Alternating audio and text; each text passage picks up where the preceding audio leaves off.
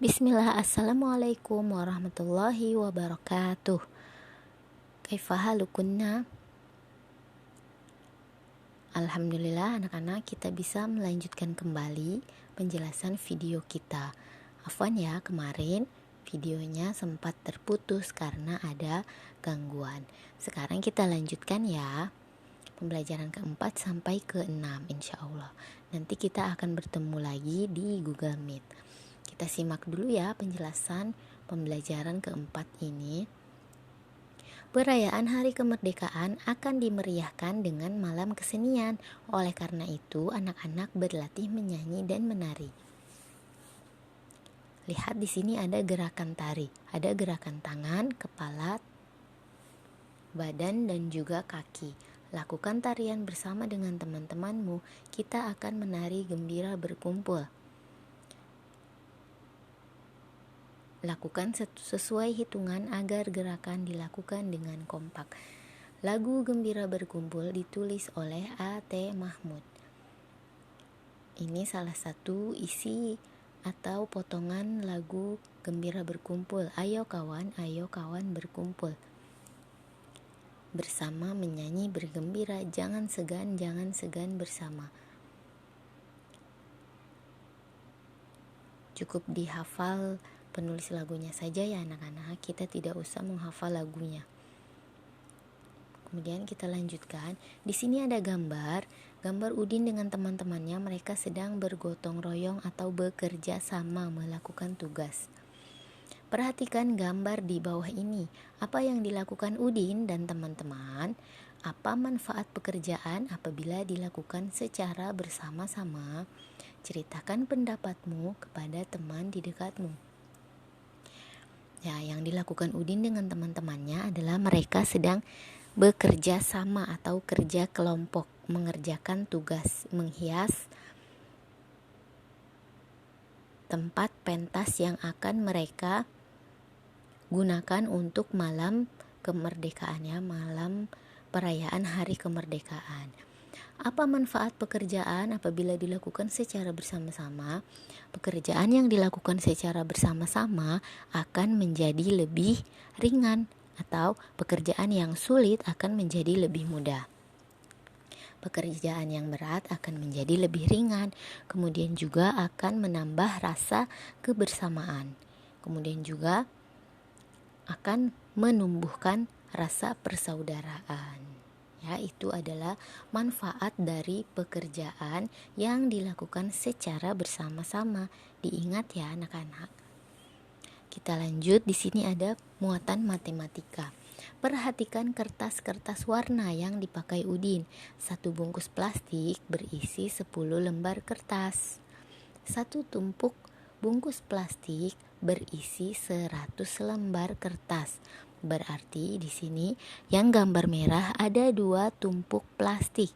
Berarti 2 tumpuk plastik ini berisi 200 lembar kertas ya, karena satu tumpuknya berisi 100. Kalau ada 2 berarti dikali 2. 100-nya ada 2 kali menjadi 200. Kemudian ada 5 tumpuk plastik berisi 10. 200 ditambah 50 ditambah 5. Ditambah 6 ya, ditambah 6 lembar. 200 ditambah 50 ditambah 6 menjadi 256. Yang kedua, ada 2 tumpuk berisi 100 menjadi 200 ditambah 30 ditambah 9. 200 ditambah 30 ditambah 9 berapa anak-anak? Menjadi 239. Yang ketiga atau yang gambar biru, yang berwarna biru, ada 300 ditambah 20 ditambah berapa ini nggak jelas ya, 3 aja ya, 3 lembar. 300 ditambah 20 ditambah 3 menjadi 223. Gampang ya cara menghitungnya. Kita kelompokkan dulu mana yang ratusan, mana yang puluhan, kemudian mana yang satuan. Urutkan banyak kertas dari yang paling sedikit sampai yang paling banyak. Kita cari dulu mana kertas yang paling sedikit. Yang paling sedikit adalah kertas yang berwarna kuning. Jadi yang pertama kita urutkan dari angka terkecil 239, kemudian 256, kemudian 323 ya. Itu cara mengurutkan angka dari yang terkecil sampai yang terbesar. Kalau dari yang terbesar sampai yang terkecil berarti kita cari dulu yang paling besar, baru kemudian yang paling kecil. Oke, sudah contohkan lagi ya, satu kali lagi. Misalkan yang merah ini ada 100 kertas. Kemudian yang kuning ada 200 kertas. Kemudian yang biru ada 300 kertas. Kita urutkan dari yang terkecil 100, kemudian 200, baru 300. Bisa ya anak-anak? Kita lanjut, tuliskan angka sesuai banyak benda, kemudian urutkan gambar mulai dari yang terkecil sampai yang terbesar. Ada 221, ada 2 tumpukan berisi 100, kemudian 2 tumpukan berisi 10, kemudian ada 1 satuan ya, 221. Kita tulis di bawahnya sini 221 ditambah 212 atau 12. 212. Kemudian 122. Nah, jadi 221, yang kedua 212, kemudian yang ketiga 122. Kita urutkan dari yang paling kecil. 122, kemudian 212, yang ketiga barulah 221. Bisa ya anak-anak? Gampang. Kemudian gambar selanjutnya di sini ada tumpukan buku. Ya, banyak ya. Karena di sini terlalu banyak, mungkin anak-anak susah menghitungnya. Sudah ganti ya. Gambar pertama misalkan 400. Gambar kedua 200. Nah, gambar ketiga 500. Ulangi lagi ya. Gambar pertama 400 buku, gambar kedua 200 buku, gambar ketiga ada 500 buku. Manakah yang paling kecil? Yang paling kecil adalah 200 ya, 200, kemudian 400, kemudian 500. Gampang ya anak-anak, tinggal dilihat angkanya, mana yang paling besar dan mana yang paling kecil. Apabila perintahnya disuruh mengurutkan dari angka yang terkecil, maka kita tulis angka yang terkecil. Contoh, angka 10, angka 20, dengan angka 30. Urutkanlah dari angka yang terkecil, berarti 10, 20, 30. Apabila diperintahkan, tuliskan dari angka yang terbesar. Misalkan 100, 200, 300. Tuliskan dari angka yang terbesar, maka kita tulis dari angka yang paling besar atau paling banyak. 300, kemudian 200, barulah kita tulis 100. Kita lanjut ke pembelajaran kelima ya anak-anak. Lani akan berlatih menari di rumah Siti. Ibu Siti akan melatih menari. Lani gemar menari, tetapi ia malu menari di hadapan teman-teman. Lengkapilah percakapan di bawah ini sesuai dengan gambar. Tuliskan kalimat tersebut pada kotak yang tersedia. Silakan masuk Lani. Kemudian Lani menjawab,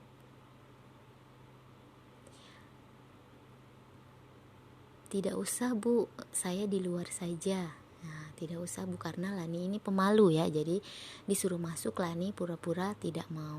Silahkan masuk Lani. Tidak usah Bu, saya menunggu di luar saja.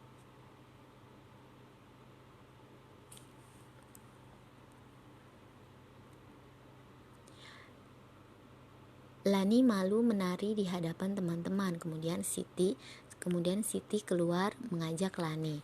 Nah, tadi kan ibunya Siti sudah mengajak Lani, tetapi Lani malu, jadi dia masih menunggu di luar. Kemudian akhirnya si Siti keluar mengajak Lani. Ayo Lani, kita menari di hadapan teman-teman. Saya malu Siti, kata Lani. Ayo Lani, bergabung bersama kami. Nah, di sini ada banyak kalimat ajakan ya. Ada ayo Lani, bergabung bersama kami. Ayo adalah contoh dari kalimat ajakan, ditandai dengan kata ayo. Kemudian mereka berlatih menari bersama-sama. Kita baca ya. Berlatih menari, sebentar lagi peringatan Hari Kemerdekaan diselenggarakan. Banyak kegiatan yang akan dilakukan, ada pawai, perlombaan, dan juga malam kesenian. Aku melihat Siti sedang berlatih menari. Aku ingin sekali ikut menari, akan tetapi aku malu kepada teman-temanku. Siti mengajakku ikut menari. Ayo ikut datang berlatih di rumahku Lani, kata Siti. Kini setiap sore aku berlatih menari di rumah Siti. Ibu Siti melatih kami dengan sabar. Kami sudah bisa menari dengan kompak. Nah, jadi di sini si Lani kan pemalu, kemudian Siti selalu mengajak Lani untuk ikut bergabung. Setelah diajak, maka si Lani pun mau ikut bergabung untuk menari di rumah Siti. Akhirnya setiap sore Lani ikut berlatih menari di rumah Siti. Apakah kamu pernah mengajak temanmu yang sifatnya pemalu? Ajakan apakah yang kamu lakukan? Kalau kita mau mengajak teman kita yang sedikit pemalu, kita harus menggunakan kata-kata yang santun ya, supaya teman kita tidak keberatan ya, supaya teman kita mau ikut. Jadi kita harus menggunakan kata yang santun. Pernahkah kamu mengajak temanmu, misalkan nama temanmu Putri, ajakan untuk temannya mengajak bermain bersama. Kalimat ajakannya bagaimana? Putri, ayo kita bermain bersama, atau Putri, mari kita bermain bersama. Tanggapan teman yang diajak, misalkan temannya langsung mau, ayo kita bermain, atau mungkin teman yang pemalu, tidak saya malu. Nah, beda-beda ya teman kita, ada yang pemalu, ada yang ramah, ada yang pemberani. Kita lanjut.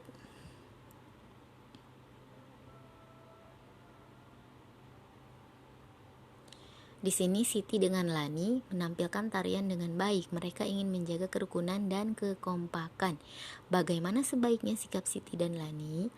Sebaiknya Siti dan Lani menjaga kekompakan dengan teman bermain. Menjaga kekompakan merupakan pengamalan sila ketiga Pancasila, yaitu Persatuan Indonesia. Jadi kita harus selalu kompak dengan teman kita. Terutama kalau kita ingin tampil atau ingin menampilkan sebuah persembahan, misalkan membaca murotal bersama teman-teman, atau membaca puisi, atau membacakan hafalan surat bersama dengan teman. Kita harus kompak supaya kita menang. Di sini ada gambar, 3 gambar.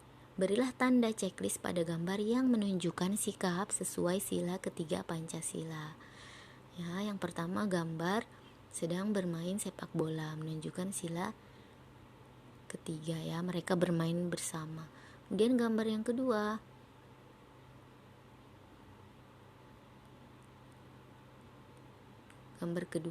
tidak ya, sepertinya mereka sedang bertengkar atau sedang berselisih.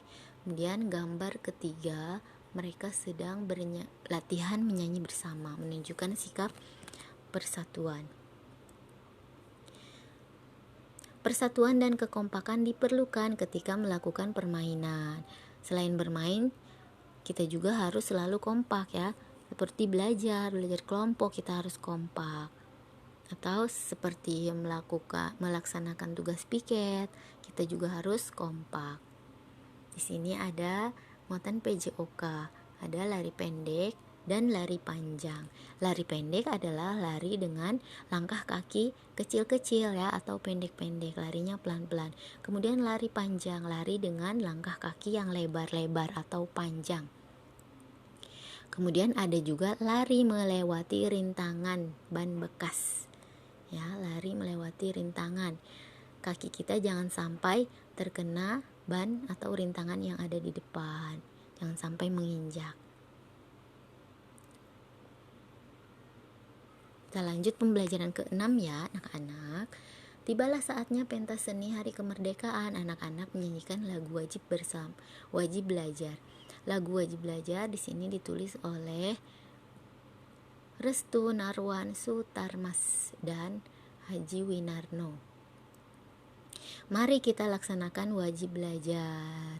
Wajib putra-putri, tunas bangsa, harapan negara.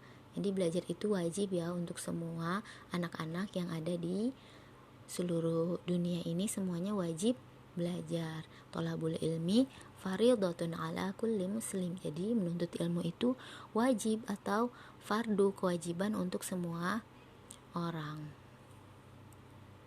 Berilah garis bawah pada syair lagu yang menunjukkan ajakan. Kalimat ajakan itu apa? Kalimat ajakan adalah kalimat yang mengajak seseorang untuk melakukan kegiatan atau pekerjaan. Contohnya di sini lagu wajib belajar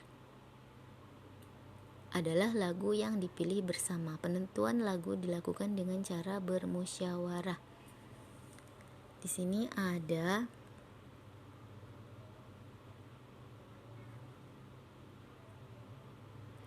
kita tuliskan kalimat ajakan yang ada di lagu wajib belajar.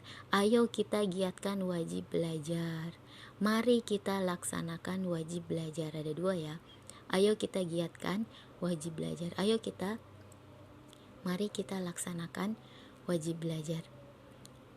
Nah, kemudian lagu ini dipilih setelah bermusyawarah. Udin dan teman-temannya bermusyawarah untuk menentukan lagu apa yang akan dinyanyikan di malam pentas seni. Akhirnya terpilihlah lagu wajib belajar. Bermusyawarah menunjukkan pengamalan sila keempat Pancasila. Setiap anak mengemukakan pendapat secara bergantian. Jadi di rapat atau di musyawarah, semua anak itu berhak mendapat kesempatan untuk memberikan pendapat atau mengemukakan pendapat. Ada 4 lagu yang diusulkan. Ada lagu wajib belajar ya. Ada 4 lagu yang diusulkan, tetapi yang terpilih adalah lagu wajib belajar. Setelah bermusyawarah, para siswa merapikan kelas. Ketua kelas memimpin pembagian tugas. Setiap siswa melaksanakan tugasnya masing-masing. Kelas menjadi bersih dan nyaman untuk belajar. Musyawarah untuk memilih lagu yang akan dinyanyikan merupakan penerapan sila keempat Pancasila. Jadi musyawarah di sini menunjukkan pengamalan sila keempat Pancasila. Para siswa bergotong royong merapikan kelas juga merupakan pengamalan sila Pancasila, yaitu sila kelima, bergotong royong membersihkan kelas. Lihat di sini ada gambar, pasangkanlah antara gambar dengan tulisan sila keempat dan sila kelima. Gambar pertama mereka sedang bergotong royong membersihkan kelas, menunjukkan sila kelima. Kemudian mereka sedang bermusyawarah menentukan suatu pendapat, menunjukkan sila keempat Pancasila.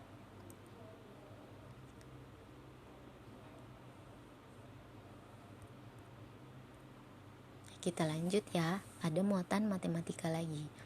Penonton acara pentas seni cukup banyak. Pada acara pentas seni juga diundang warga dari kampung lain.